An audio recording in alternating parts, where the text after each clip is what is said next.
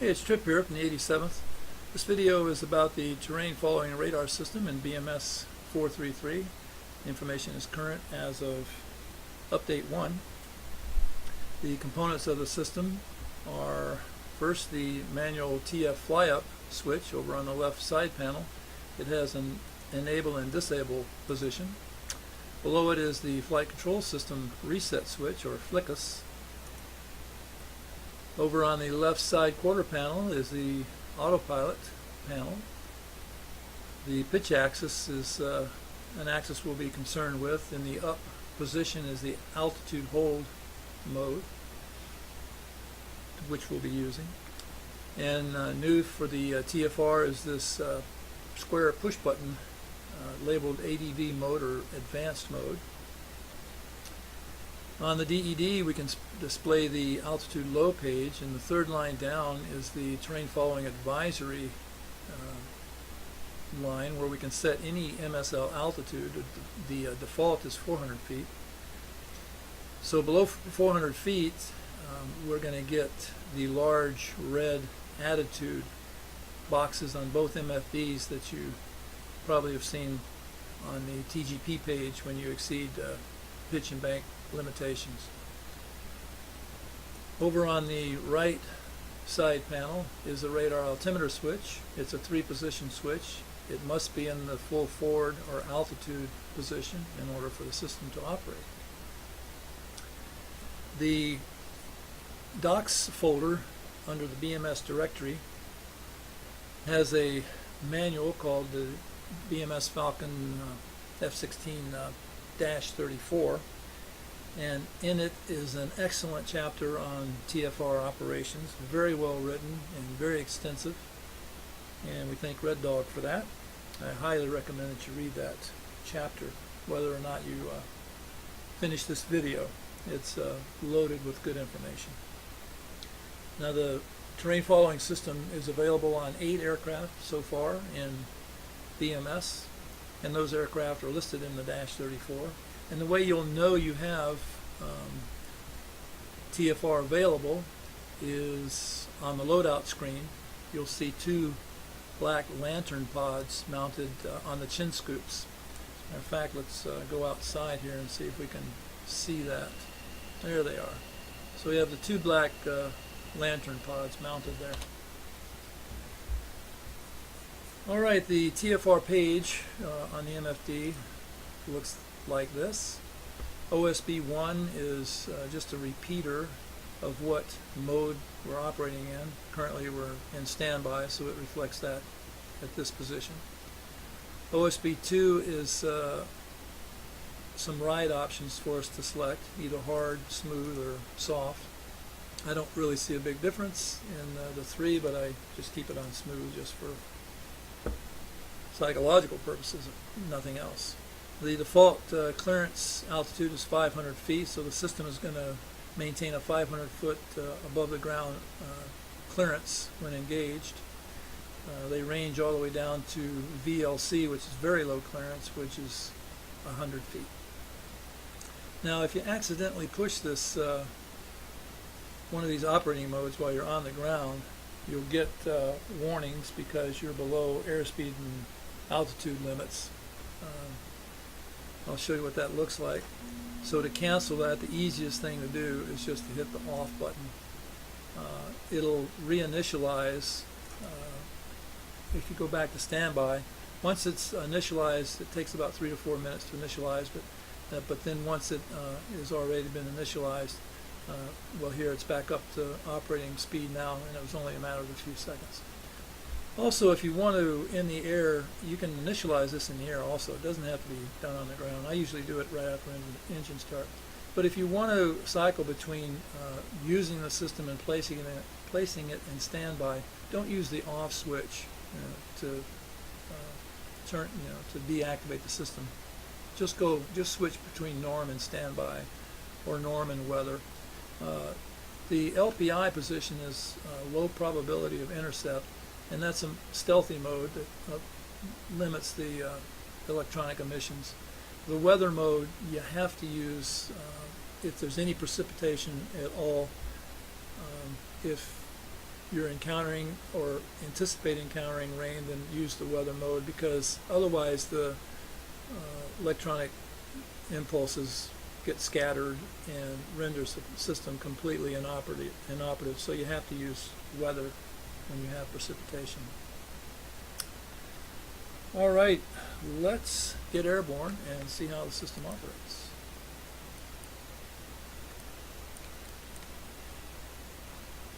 There's three modes of operation. There's the manual TF, or manual terrain following. And then there is the auto TF. And then we have the blended TF modes.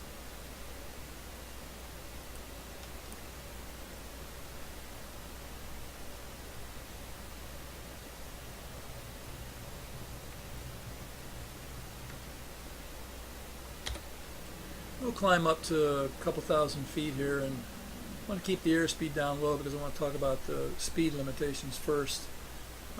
In order to turn the system on and have it operate normally, you have to be above a minimum airspeed of 300 knots.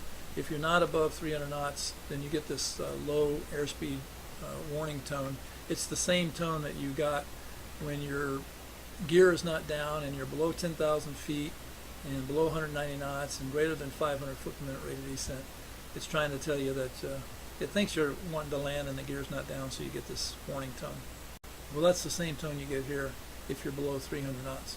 And I'll demonstrate that. I'll put the system in normal, and there's that tone. So I'm going to accelerate here, and as we go through 300 knots, the tone will go away, but we'll still have the flashing boxes.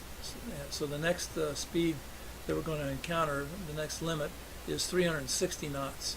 So we have to be above 360 knots in order to use the system. So I'm going to quickly accelerate here. So there we go. So now we're in the speed range between 360 and 600 knots. And that speed range is necessary to give the aircraft autopilot the authority that it needs to make pitch and bank moves to avoid terrain.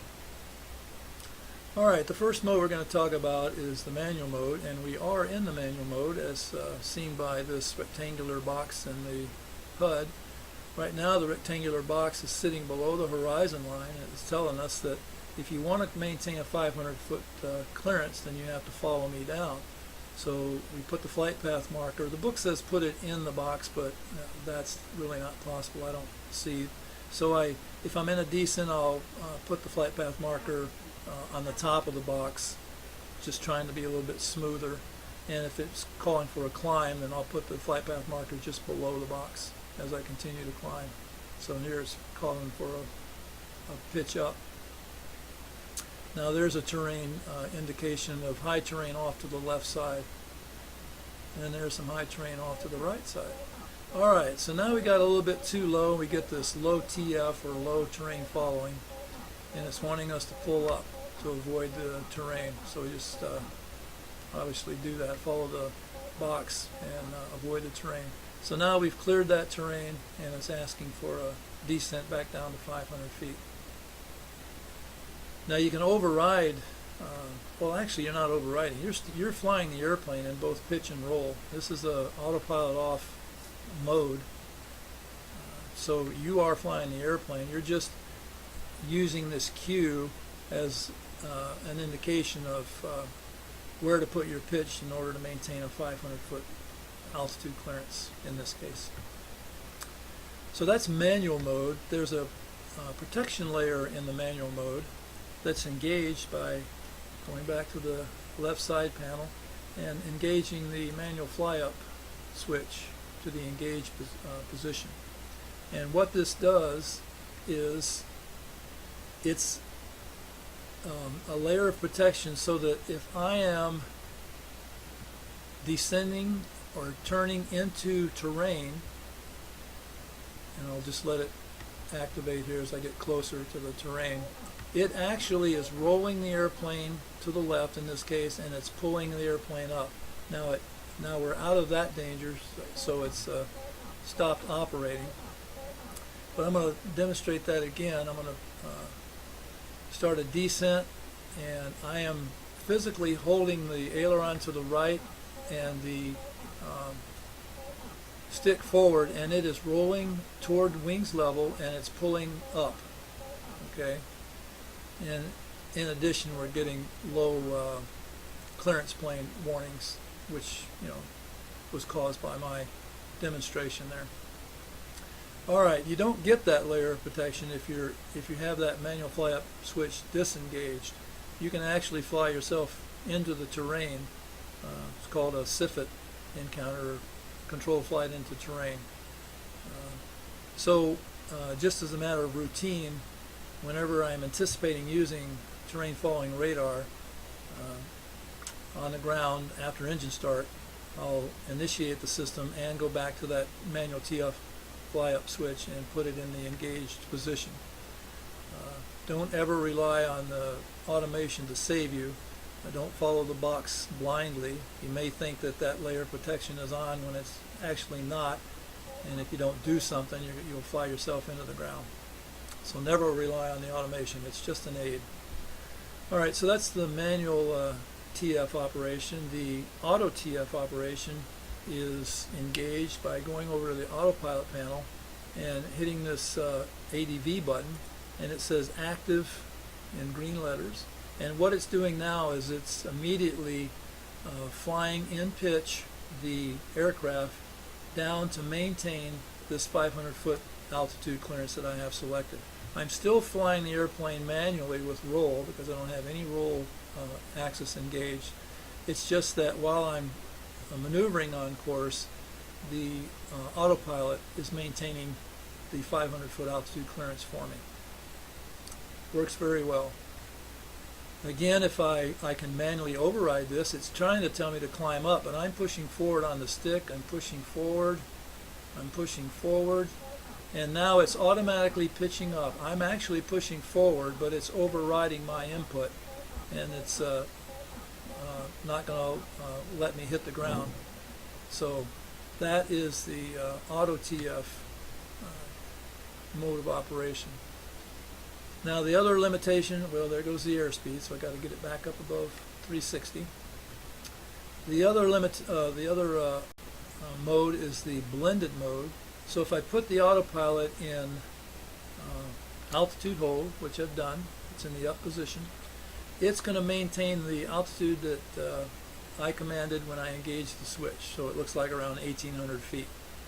Now if I am cruising along here at 1,800 feet and I encounter terrain ahead of me that's higher than 1,800 feet, the system will automatically start a climb and roll wings level if it needs to if I was in a turn, but it'll avoid the terrain automatically for me.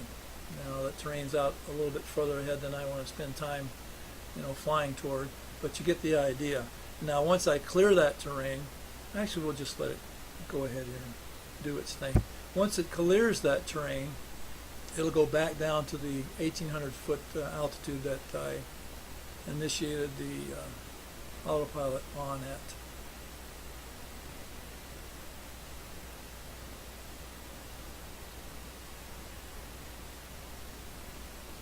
Alright, so now it starts a slow descent and it'll go back down to 1,800 feet. Alright, so those are the three modes. You have the manual mode with protection, you have an auto TF, and you have the blended TF modes. Alright, let me show you now some of the, two of the warnings that you're going to get when you operate the system and you exceed limitations.